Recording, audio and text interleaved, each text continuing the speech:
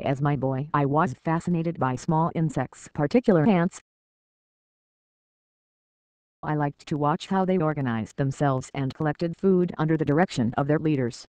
The ants always seemed to know what they were supposed to do from those directing them. What was curious to me was how they seemed to recognize me with their tiny heads, which would look up like to see their little eyes measuring me in.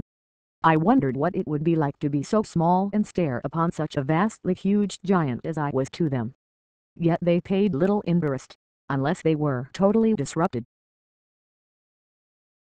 If by mistake or otherwise I stood on their ant hole, I quickly paid the price as the minions bit and stung my legs with surprising pain. A few fire ants could inflict a lot of damage.